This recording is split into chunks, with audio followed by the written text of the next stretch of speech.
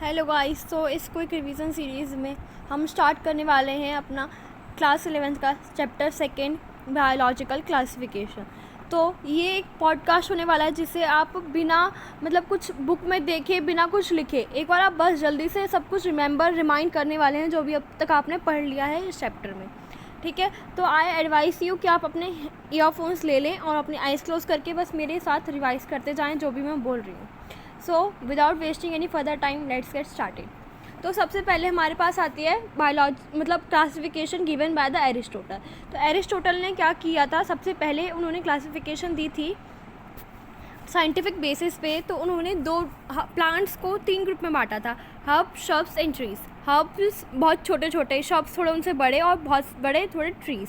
ठीक है, और उन्होंने एनिमल्स को बांटा था 2 ग्रुप में, एक के पास जिनके पास रेड ब्लड सेल्स होंगे और एक के पास जिनके पास रेड ब्लड सेल्स नहीं होंगे। ठीक है, फिर उसके बाद है सेकंड क्लासिफिकेशन दी थी लिनियस ने। ये तो फर्स्ट क्लासिफिकेशन ही हो गई जो लिनियस ने दी थी बेसिकली। तो लिनियस ने 2 किंगडम में डिवाइड किया था, एनिमिलिया और प्लांटी पे। ठीक है, तो उन्होंने एनिमिलिया और प्लांटी पे के बेसिस पे उन्होंने डिफ्रेंशिएट कर दिया। तो उन्होंने क्या किया, उन्होंने उस सिस्टम ने डिस्टिंग्विश नहीं किया, यूकैरियोट और प्रोकैरियोट को एक साथ ले आए, यूनिसेलुलर और मल्टीसेलुलर को एक साथ ले आए, वो फोटोसिंथेटिक और नॉन फोटोसिंथेटिक को भी एक साथ ले आए। ठीक है, फिर उसके बाद 3 किंगडम 4 किंगडम आते हैं, वो हमें नहीं पढ़ना, बट उसके बाद हमारे एनसीईआरटी में है आर.एच. विटेकर की, जिन्होंने 5 किंगडम क्लासिफिकेशन दी थी। अब ये बहुत इंपॉर्टेंट बात है कि 5 किंगडम क्लासिफिकेशन के बेसिस क्या थे। तो उसके बेसिस से cell structure, body organisation, mode of nutrition, reproduction और फाइलोजेनेटिक रिलेशनशिप। ठीक है, तो ये सब बेसिस थे। आई रिपीट इट अगेन, क्या क्या बेसिस थे, cell structure, body organisation, mode of nutrition, reproduction, phylogenetical relationship. ठीक है, अब एक ऊपर टेबल है उसे हम रिवाइज करते हैं। सेल टाइप, देखो सेल टाइप बताती हूँ, मोनेरा, प्रोटिस्टा, फंगस, फंजाई और प्लेंटी और एनिमिलिया में। खाली मोनेरा जो होते हैं वो प्रोकैरियोट होते हैं और बाकी के सारे ग्रुप्स क्या होते हैं, यूकैरियोट। ठीक है, सेल वॉल, मोनेरा की सेल वॉल होती है non cellulosic polysaccharide plus amino acid से बनी हुई।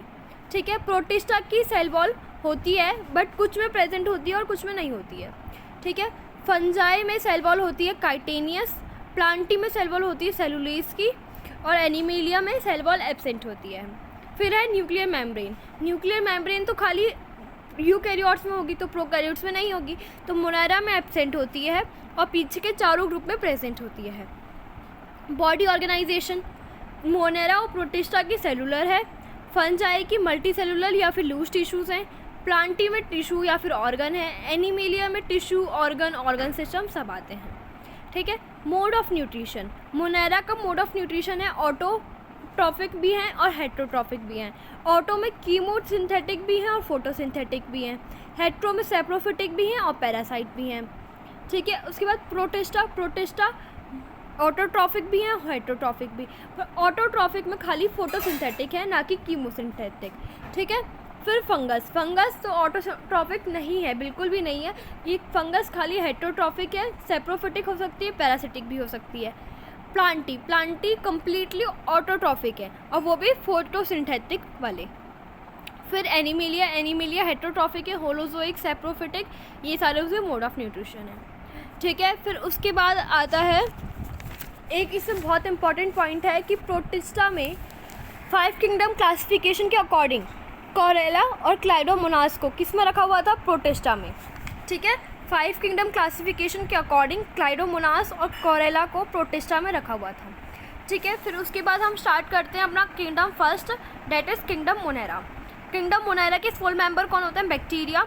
अगर हम एक हैंडफुल ऑफ सॉइल लेंगे तो उसमें मिलियंस ऑफ बैक्टीरियाज होंगे। ठीक है, बैक्टीरिया की कुछ शेप हैं जो सर्कुलर होती है, उसे स्फेरिकल को क्या कहेंगे, कोकस। जो रॉड शेप होती है उसे बैसिलस कहेंगे, जो कि सबसे कॉमन शेप है। फिर उसके बाद जो कॉमा शेप होती है उसे कहेंगे विब्रियम, और जो स्पाइरल शेप होती है उसे कहेंगे स्पाइरेलम। स्पाइरेलम शेप में फ्लैजिलास होते हैं, ये इंपॉर्टेंट बात है। ठीक है, मोस्ट कॉमन शेप है बैसिलस और फ्लैजिला किस में होते हैं, स्पाइरल शेप में। ठीक है, फिर अब हमारा जो किंगडम मोनेरा है इसे 2 ग्रुप में क्लासीफाई करते हैं, आर्की बैक्टीरिया और यू बैक्टीरिया। किस बेसिस पे, उनकी सेल वॉल के बेसिस पे। ठीक है। आर्कीबैक्टीरिया 3 टाइप के हो सकते हैं, मतलब वो हार्श कंडीशन में रहते हैं सारे आर्कीबैक्टीरिया। क्यों रहते हैं? क्योंकि उनके पास एक सेल वॉल ऐसी होती है जो इन सब चीज़ को टॉलरेट कर सकती है, ठीक है। अब उसके बाद आर्कीबैक्टीरिया में हम सबसे पहले पढ़ते हैं हेलोफाइल्स, मतलब जो सॉल्टी एरियाज़ में रहना प्रेफर करते हैं। फिर होते हैं थर्मोएसिडोफाइल्स, जो हॉट स्प्रिंग में रहना प्रेफर करते हैं। और होते हैं मिथेनोजेंस, जो मार्शी एरियाज़ में रहना प्रेफर करते हैं, ठीक है। मिथेनोजेंस कहाँ कहाँ पे मिलते हैं? रूमिनेंट ऑफ एनिमल्स, मतलब कहाँ पे मिलते हैं? Gut of several ruminant animals like cow and buffaloes, ठीक है। और उनके डंग से क्या प्रोड्यूस होती है? मीथेन, ठीक है। काउ डंग में क्या होती है? मीथेन। ये जो होते हैं ये एनारोबिक होते हैं, ऑब्लिगेट एनारोबिक, ठीक है। और ये होते हैं कीमो ऑटोट्रॉफिक, ठीक है। फिर उसके बाद है यूबैक्टीरिया। यूबैक्टीरिया में क्या आते हैं? साइनोबैक्टीरिया। साइनोबैक्टीरिया के पास फ्लैजिला नहीं होता है, ठीक है। साइनोबैक्टीरिया के पास फ्लैजिला नहीं होता है, उसके पास होती है क्लोरोफिल ए। ये फोटोसिंथेटिक होते हैं, ठीक है। फोटोसिंथेटिक होते हैं, इनके पास एक जिलेटिनस शीट होती है जिसकी वजह से ये पॉल्यूटेड बॉडी में ग्लो करते हैं, ठीक है। ये एक सिग्निफिकेंट है कि हाँ पॉल्यूटेड बॉडी है तो वहाँ पे ये मतलब ब्लूम करेंगे। फिर इनके पास होता है हेट्रोसिस्ट, जिसकी जो हेल्प करता है नाइट्रोजन फिक्सेशन में। इसके एग्जांपल है नॉस्टोक एनाबीना। फिर जो कीमोसिंथेटिक होते हैं वो क्या करते हैं? ऑक्सीडेशन करते हैं इनऑर्गेनिक कंपाउंड की और उनसे एटीपी को बनवाते हैं, ठीक है। फिर यू बैक्टीरिया में दूसरे टाइप के आता है हेट्रोट्रॉफिक बैक्टीरिया, जो कि मोस्ट अबंडेंट है, ठीक है। यू बैक्टीरिया में आता है हेट्रोट्रॉफिक बैक्टीरिया, जो कि मोस्ट अबंडेंट है। कहाँ कहाँ यूज़ होते हैं? Making of curd from milk, production of antibiotic, fixation of nitrogen in legumes. फिर उसके बाद ये सेवरल डिजीज़ भी कॉज करते हैं, जैसे कि cholera, typhoid, tetanus, citrus canker. और ये रिप्रोड्यूस करते हैं एसेक्सुअली बाय स्पोर्स, और सेक्सुअली इसमें क्या होता है? डीएनए का ट्रांसफ़र होता है, जो आप आगे पढ़ेंगे कॉन्जुगेशन के थ्रू, ठीक है। फिर एक है सबसे छोटा बैक्टीरिया जो है माइकोप्लाज्म। इसके पास सेल वॉल नहीं होती है और ये ऑक्सीजन के बिना भी सर्वाइव कर सकता है, और ये पैथोजेनिक है to both animal and plant, ठीक है। आई होप आपको ये मोनेरा किंगडम पूरा अच्छे से क्लियर हो गया हो। फिर उसके बाद है प्रोटिस्ट। प्रोटिस्ट एक मेंबर हैं प्रोटिस्टा ग्रुप किंगडम में, जिनकी बाउंड्रीज वेल डिफाइंड नहीं है, ठीक है। अब ये प्राइमरीली तो एक्वेटिक हैं और इनमें न्यूक्लियस होता है और मेम्ब्रेन बाउंड ऑर्गेनेलीज भी होते हैं, क्योंकि ये मतलब ये यूकैरियोटिक है, इसलिए इनमें न्यूक्लियस भी अच्छा होगा और मेम्ब्रेन बाउंड ऑर्गेनेलीज भी होंगे। अब देखो हमारे पास किंगडम प्रोटिस्टा में 5 क्लासिफिकेशंस हैं: chrysophyte, dinoflagellate, euglenoid, slime moulds and protozoas, ठीक है। तो सबसे पहले हम देखते हैं क्राइसोफाइट्स। क्राइसोफाइट्स में जो इंपॉर्टेंट पॉइंट्स हैं वो ये हैं, क्राइसोफाइट्स में दो चीज़ें आती हैं, डायटम्स और गोल्डन एल्गी, जिन्हें डेस्मिड्स कहते हैं। तो 2 चीज़ आती हैं, डायटम्स एंड डेस्मिड्स। ये फ्रेश वाटर और मरीन वाटर दोनों में मिलते हैं, ठीक है। और ये जो डायटम्स के बारे में हम मेनली पढ़ना है, तो डायटम्स क्या होते हैं? ओवरलैपिंग शेल्स होते हैं, जो कि बने होते हैं किसके? सिलिका के, ठीक है। तो ये किसके लिए रिस्पॉन्सिबल होते हैं? डायटमेशियस अर्थ। और उससे क्या बन जाता है? ग्लिटरी मतलब ग्लिटरी सब्सटेंस बन जाता है, that is use for polishing, filtration of oils, syrup, ठीक है। और इन्हें जो डायटम्स हैं, डायटम्स को क्या कहते हैं? Chief producers of the ocean, ठीक है। ये सबसे इम्पॉर्टेंट बात है कि इनकी सेल वॉल सिलिका की बनी होती है, ओवरलैपिंग बॉक्स मतलब सोप बॉक्स की तरह इनकी सेल वॉल होती है, और ये चीफ प्रोड्यूसर्स हैं इन द ओशन। उसके बाद है डाइनोफ्लैजिलेट्स। तो डाइनोफ्लैजिलेट्स मेनली तो मरीन ही होते हैं, इनके पास डिफरेंट कलर के पिगमेंट्स होती हैं, yellow, green, brown, blue, red, ठीक है। इनकी सेल वॉल स्टिफ होती है सेलुलोज प्लेट की। सेल वॉल आपको सबके ध्यान रखनी है। पहले डायटम्स की कैसी थी? सिलिका की। डाइनोफ्लैजिलेट्स की कैसी है? स्टिफ सेलुलोज प्लेट्स की। इनके पास 2 फ्लैजिला होते हैं, एक लॉन्गिट्यूडनल, एक ट्रांसवर्स, ठीक है, जो फोरो में प्रेजेंट होते हैं। और रेड डाइनोफ्लैजिलेट्स जो कि हैं गोनिलॉक्स, ये क्या करती हैं? ये रेड टाइड कॉज करती हैं, ठीक है। और कुछ कुछ टॉक्सिन भी रिलीज़ करती हैं, कुछ कुछ डाइनोफ्लैजिला टॉक्सिन भी रिलीज़ करती हैं जो किल कर देता है मरीन एनिमल्स को, फिशेस को। ठीक है, इसमें आपको ये याद रखना है कि इनकी सेल वॉल जो होती है वो स्टिफ सेलुलोज प्लेट की होती है। 2 फ्लैजिला होते हैं, लॉन्गिट्यूडनल और transverse, present in a furrow. फिर उसके बाद हमारे पास आते हैं euglenoids. Euglenoids mainly fresh water में रहते हैं, स्टेगनेंट वाटर में रहते हैं। ठीक है, इनके पास सेल वॉल होती है जो कि पेलिकल की बनी होती है। इनकी सेल वॉल होती है पेलिकल की। ठीक है, ये फ्लेक्सिबल होते हैं। ये सनलाइट की प्रेजेंस में क्या दिखाते हैं, फोटोसिंथेटिक बन जाते हैं सनलाइट की प्रेजेंस में। बट अगर सनलाइट नहीं होगी तो ये हेट्रोट्रॉफिक बन जाएंगे।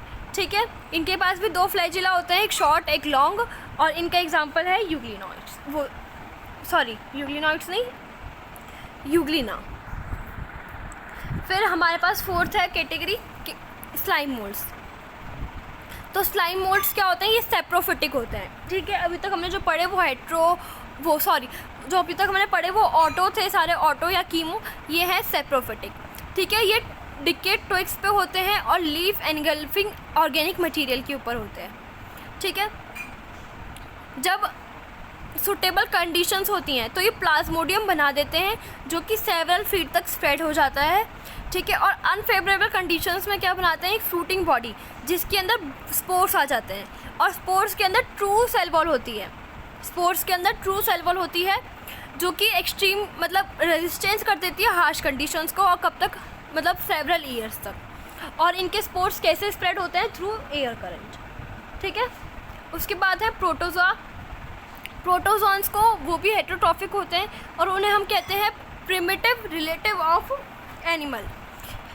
हम प्रोटोजोन्स को कहते हैं प्रिमिटिव रिलेटिव ऑफ एनिमल। ठीक है, इन्हें हम 4 कैटेगरी में क्लासीफाई करते हैं, अमीबॉइडल, फ्लैजिलेटेड, सीलिएटेड और स्पोरोजोन्स। ठीक है, तो सबसे पहले मैं आपको अमीबॉइड के बारे में बताती हूँ। अमीबॉइड्स में क्या होता है, सिलिका की शेल वॉल होती है और इनके पास सूडोपोडिया होते हैं। सिलिका की शेल वॉल और सिलिका की सेल वॉल और सूडोपोडिया। ठीक है, इसके एग्जांपल है एंटामीबा। ये आप 12th में जाके अपने मतलब पढ़ेंगे इसको, एंटामीबा के बारे में काफ़ी अच्छे डिटेल में। तो इनके पास सिलिका की शेल वॉल होती है और सूडोपोडिया होता है जिन्हें हम कहते हैं फॉल्स सीड। फिर सेकंड है फ्लैजिलेटेड प्रोटोजोआ। फ्लैजिलेटेड प्रोटोजोआ के बारे में आपको पता चल गया होगा, इनके पास फ्लैजिला होते हैं और इसका एग्जांपल है ट्रिपेनोसोमा जो कि कॉज करता है स्लीपिंग सिकनेस। फिर थर्ड है सीलिएटेड प्रोटोजोआंस। सीलिएटेड वाला का एग्जांपल है पैरामीशियम। पैरामीशियम के पास ग्यूलेट होती है। ठीक है, और इनके पास 2 न्यूक्लियस होते हैं। ठीक है, ग्यूलेट और 2 न्यूक्लियस। फिर फोर्थ है स्पोरोजोआंस। स्पोरोजोआंस का एग्जांपल है मलेरिया। मलेरिया की बहुत पूरी लाइफ साइकिल बहुत डिटेल में आप पढ़ने वाले हैं 12th में। ठीक है, तो अब इसके बाद हम स्टार्ट करते हैं अपना किंगडम फंजाई। यस, सो फंजाई में, किंगडम फंजाई में हमें कुछ स्पेशल नाम पढ़ने हैं। इसके एग्जांपल बहुत सारे हैं तो आपको याद करने पड़ेंगे। सबसे पहले Puccinia. Puccinia is responsible for causing the brown rust in the wheat. ठीक है, ये आपको बहुत अच्छे से याद करना है। पक्सीनिया किसके लिए रिस्पॉन्सिबल है, causing brown rust in the wheat. Penicillium is used for making antibiotics. Okay, and हमारी जो फंगस होती है ये कहाँ ग्रो करती है, मॉइस्ट एंड ह्यूमिड क्लाइमेट में, प्लेसेस में। ठीक है, अब इनकी बॉडी का स्ट्रक्चर, मतलब एक और पॉइंट है कि ईस्ट यूनिसेलुलर होती है। ठीक है, यूनिसेलुलर फंजाई है east, it is a exception of multicellular fungi. ठीक है, फिर उसके बाद है इनका बॉडी स्ट्रक्चर। इनका बॉडी स्ट्रक्चर कैसा है, फंजाई के अंदर होती है हाइफी। ठीक है, हाइफी से मिलके बहुत सारी हाइफी के नेटवर्क को मिला के क्या कहते हैं, माइसीलियम। अब इस माइसीलियम के अंदर जो हाइफी है वो एक सेप्टेट हो सकती है और एक ए सेप्टेट हो सकती है। जब ये ए सेप्टेट होंगी तो मतलब इनके बीच में इनको डिवाइड करने वाला सेप्टा नहीं प्रेजेंट होगा, तो एक ही हाइफी में बहुत सारे न्यूक्लियस हो जाएंगे तो उन्हें कहेंगे सिन्यूसिटिक हाइफी। ठीक है, फंजाई भी ऑल नो कि हेट्रोट्रॉफिक होती हैं और इनकी सेल वॉल बनी होती है काइटिन और पॉलीसेकेराइड से, ठीक है। देन इसमें एक रिलेशनशिप होती है, सिम्बायोटिक रिलेशनशिप, लाइकेंस और माइकोराइजा। लाइकेंस होती है एल्गी के साथ और माइकोराइजा होती है रूट ऑफ हायर प्लांट्स के साथ, ठीक है। देन उसके बाद इसमें है जो ये सेक्सुअल रिप्रोडक्शन के मोड हैं वो कैसे है, स्पोर के थ्रू, कोनिडिया, जू स्पोर, स्पोरेंजियोस्पोर, ऐसे स्पोर्स। और सेक्सुअल रिप्रोडक्शन होती है वो oogamous से होती है या फिर एस्कोस्पोर से होती है, बेसिडोस्पोर से होती है, ठीक है। और उनमें एक फ्रूटिंग बॉडी के अंदर ये स्पोर्स प्रोड्यूस होते हैं। देन इसके बाद इनकी रिप्रोडक्शन में सेक्सुअल रिप्रोडक्शन में 3 फेजेस आते हैं, plasmogamy, karyogamy and meiosis in zygotic resulting in haploid spores, ठीक है। सबसे पहले तो इनका प्लाज्मोगेमी होगा, मतलब साइटोप्लाज्म का फ्यूज़न होगा। फिर क्या होगा, इनके न्यूक्लियस का फ्यूज़न होगा, ठीक है। अब ये क्या बन गई, अब ये डिप्लॉइड बन चुका है, पर हमें स्पोर्स से हैप्लॉइड चाहिए तो मियोसिस होगा जाइगोट के अंदर, ठीक है। जाइगोट के अंदर मियोसिस होगा। फिर उसके बाद इसमें जो बेसिडियोमाइसिटीज़ है ना, उसमें एक डाइकैरियन फेज आती है, वो मैं आपको अभी आगे बताऊंगी, ठीक है। तो सबसे पहले हम स्टार्ट करते हैं फाइकोमाइसिटीज़ में।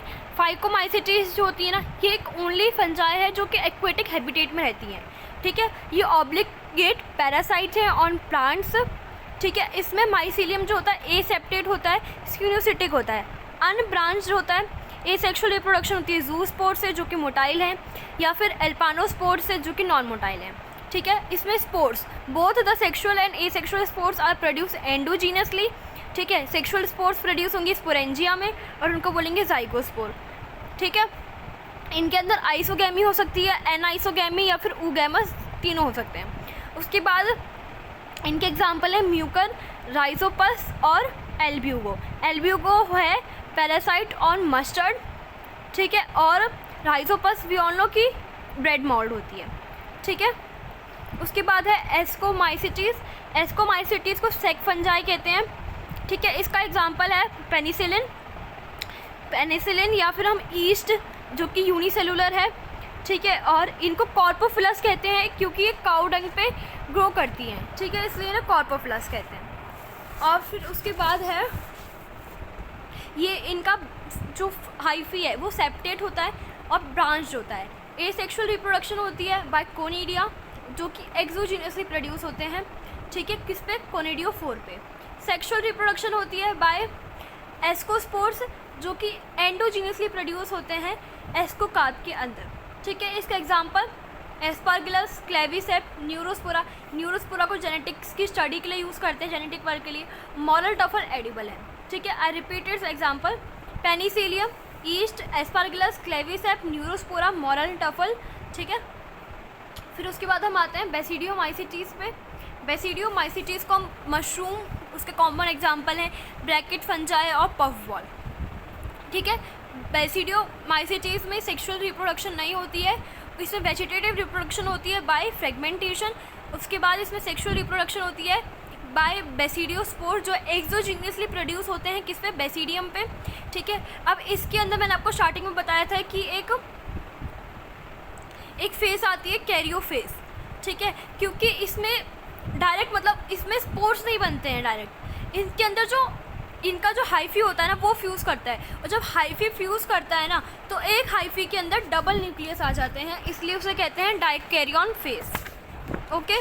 फिर उसके बाद इसके एग्जाम्पल हैं पक्सीनिया, एगेरिकस और यूस्टिलागो। पक्सीनिया मैंने आपको बताया था कि ये एक ब्राउन रस्ट है on wheat, ustilago is a smut and agaricus is a mushroom, ठीक है। फिर देन आता है ड्यूटेरोमाइसिटीज़। ड्यूटेरोमाइसिटीज़ एक इम्परफेक्ट फंजाई है, इसमें कोई भी सेक्सुअल स्टेज फाउंड नहीं होती इन फंजाई की। और जब अगर हमें जो भी हमने किसी भी फंजाई को अगर ड्यूटेरोमाइसिटीज़ में रख रखा है और अगर हमें उसकी सेक्सुअल स्टेज पता चल गई, sexual stage is a perfect stage, अगर वो पता चल जाती है तो हम उस फंजाई को शिफ्ट कर देते हैं या तो एस्कोमाइसिटीज़ में या फिर बेसिडियोमाइसिटीज़ में, ठीक है। और इसमें एसेक्सुअल रिप्रोडक्शन होती है बाय कोनिडिया, और इसके एग्जाम्पल है ऑल्टरनेरिया, कॉलोट्राइकम और ट्राइकोडर्मा, ठीक है। फिर हमारे पास है किंगडम प्लांटी। किंगडम प्लांटी में क्या होता है, ये सारे यूकैरियोट्स होते हैं, इनके पास क्लोरोफिल होती है, और क्या कहते हैं, इनके ऊपर प्लांट का एक पैरासाइट है कैस्कटा, ठीक है, और ब्लैडर वॉट और वीनस फ्लाई ट्रैप है इंसेक्टिवोरस प्लांट जो इंसेक्ट को खाते हैं। फिर उसके बाद इसकी classification algae, bryophyta, pteridophyta, gymnosperm, angiosperm, और उसके बाद इनमें क्या डिप्लॉइड स्पोरोफाइट होता है, हैप्लॉइड गैमेटोफाइट होता है। लाइफ साइकिल हम पूरी डिटेल में पढ़ने वाले हैं इसकी नेक्स्ट चैप्टर में। इनके पास ऑल्टरनेशन ऑफ जनरेशन शो करने की भी प्रॉपर्टीज़ होती हैं, ठीक है। ये अच्छे से हम इसके बारे में वरी मत करिए, नेक्स्ट चैप्टर इसके बारे में पूरा डिटेल में है जहाँ पे आप इसकी लाइफ साइकिल वगैरह सब पढ़ने वाले हैं। फिर किंगडम एनिमेलिया, इसमें सेल वॉल नहीं होती है, ठीक है। ये हेट्रोट्रॉफिक है तो किसी और पे डिपेंड होते हैं फूड के लिए। इनके अंदर फूड रिजर्व कैसे होता है, in the form of glycogen और फैट, ठीक है। ये होलोजोइक मतलब होलोजोइक मोड ऑफ न्यूट्रिशन दिखाते हैं, मतलब ये पूरा एक ह्यूमन मतलब किसी भी चीज़ को पूरा इनगल्फ कर लेते हैं, ठीक है। उसके बाद इनके पास अलग अलग सिस्टम्स हैं, nervous system, sensory system, locomotion के लिए, ठीक है, और सेक्सुअल रिप्रोडक्शन दिखाते हैं। ये एम्ब्रियोलॉजिकल डेवलपमेंट होती है, मतलब एम्ब्रियो बनता है इसमें, ठीक है। फिर एक ये पार्ट है इसका वायरस वायरॉइड प्रायोन्स, ये बहुत ज़्यादा इंपॉर्टेंट पार्ट है, ठीक है। तो अब मैं आपको बताती हूँ कि 5 किंगडम क्लासिफिकेशन जो कि R.H. विटेकर ने दी थी, उन्होंने कोई भी प्लेस नहीं दिया था लाइकन्स को या फिर ए सेलुलर वायरस को, वायरॉइड्स को और प्रायोन्स को, ठीक है। उसके बाद हमारे पास जो कॉमन कोल्ड होता है उसके लिए कौन रिस्पॉन्सिबल होता है, उसके लिए रिस्पॉन्सिबल होता है राइनो वायरस जो एक वायरस है, ओके। देन उसके बाद ये ट्रूली लिविंग नहीं है, ये बॉडी के आउटसाइड जो होंगे ये क्रिस्टल के स्ट्रक्चर में पड़े होंगे, बॉडी के आउटसाइड ये इनर्ट है, बट जैसे ही बॉडी के अंदर एंटर करते हैं ये लिविंग हो जाते हैं, तो हम इसे ट्रूली लिविंग में कंसिडर नहीं करते, ठीक है। उसके बाद हमें ये डायग्राम्स दे रखे हैं टोबैको मोज़ेक वायरस के और बैक्टीरियोफाज के। फिर उसके बाद हमारे पास वायरस को कई लोगों ने डिफ़ाइन किया, तो उनमें से एक थे डिमिट्री इवानोव्स्की, ठीक है। उन्होंने क्या कहा कि वायरस के अंदर, वायरस का मीन क्या है, वायरस का मीन है वेनम, पॉइजनस फ्लूइड, ठीक है। फिर M.W. बेजरनिक ने क्या बताया कि जो टोबैको मोज़ेक वायरस है ना, वो बैक्टीरिया से इतना छोटा है कि वो बैक्टीरिया प्रूफ फिल्टर को क्रॉस कर जाता है, ठीक है। ये किसने बताया, बेजरनिक ने। फिर उन्होंने थ्योरी दी कॉन्टाजियम वीवियम फ्लूइडम। कॉन्टाजियम वीवियम फ्लूइडम मतलब कि जो ये इन्फेक्शियस फ्लूइड है, ठीक है, ये इन्फेक्शियस फ्लूइड है। फिर W.N. स्टेनले ने क्या बताया कि जो वायरस का स्ट्रक्चर है वो लार्ज प्रोटीन की तरह है और वो क्रिस्टल की तरह है, क्रिस्टलाइज्ड है, क्रिस्टल्स की तरह क्रिस्टलाइज्ड है, ठीक है, और लार्ज प्रोटीन्स हैं। अब इसके बाद उनके जेनेटिक मटेरियल में कभी भी एक वायरस के जेनेटिक मटेरियल में बोथ RNA और DNA नहीं होगा, किसी भी वायरस में या तो RNA होगा या तो DNA होगा, ठीक है। किसी भी वायरस के अंदर दोनों चीज़ें एक साथ नहीं होंगी। फिर उसके बाद है प्लांट के अंदर मोस्टली क्या होता है, सिंगल सेल RNA होता है, सिंगल स्टैंडर्ड RNA होता है, ठीक है। फिर जो प्लांट को इन्फेक्ट करते हैं उनके पास तो सिंगल स्टैंड RNA हो गया, जो ह्यूमंस को मतलब एनिमल्स को इन्फेक्ट करते हैं उनके पास क्या हो सकता है, सिंगल और डबल स्टैंड RNA और या फिर डबल स्टैंडर्ड DNA, ठीक है। और जो वायरस होते हैं, जो बैक्टीरिया को इन्फेक्ट करते हैं उनके पास होता है डबल स्टैंडर्ड DNA, ठीक है। वो क्या क्या, जैसे उसके एग्जांपल क्या है, measles, mumps, small pox, influenza, AIDS, ठीक है, mosaic formation, leaf rolling, curling, yellowing and vein clearing, dwarfing, stunted growth, ठीक है। फिर उसके बाद हमारे पास एक और इम्पॉर्टेंट बात आती है, ये वाला पैराग्राफ, इसमें से आपको 101% एक ना क्वेश्चन तो मिलने वाला है अपने पेपर में। तो सबसे पहले हम स्टार्ट करते हैं वायरॉइड्स से। वायरॉइड को दिया था 1971 ने, T.O. डाइनर ने इन्वेंट किया था, ठीक है। ये स्मॉलर देन वायरस होते हैं, इनके पास फ्री RNA होते हैं और lack protein code. Smaller than virus, free RNA, they lack protein code, और किसके लिए रिस्पॉन्सिबल होते हैं? टोबैको स्पिंडल डिजीज़ के लिए। They are responsible for the tobacco spindle disease, ठीक है। देन प्रायॉन्स, प्रायॉन्स क्या है? एबनॉर्मली फोल्डेड प्रोटीन्स, ठीक है। ये सिमिलर साइज़ के होते हैं वायरस से, और ये क्या क्या कॉज करते हैं? BSE और मैड काउ डिजीज़, ठीक है। कैटल के अंदर, जो कि एनालॉग है किसका? CR जैकब डिजीज़ का इन ह्यूमन, ठीक है। फिर हमारे पास है लाइकन। लाइकन में 2 कंपोनेंट होता है, फाइकोबायोन्ट और mycobiont. Mycobiont is a fungal component and phycobiont is an algal component, ठीक है। तो एल्गी क्या करती है? एल्गी प्रिपेयर फूड करती है फंजाई के लिए, और फंजाई क्या करती है? मतलब फंजाई उसे शेल्टर देती है और उसके लिए न्यूट्रिएंट को एब्जॉर्ब करती है, ठीक है। ये लाइकन्स एक गुड पॉल्यूशन इंडिकेटर्स हैं, क्योंकि लाइकन्स ग्रो नहीं करेंगे पॉल्यूटेड बॉडीज़ में। सो गाइस, यहीं पे इसके साथ हमारा सेकंड चैप्टर भी कंप्लीट हो चुका है, और आई होप आपको ये वीडियो पसंद आई होगी, और अगर पसंद आई हो तो हमारे चैनल को सब्सक्राइब और इस वीडियो को लाइक कर दीजिए। Thank you.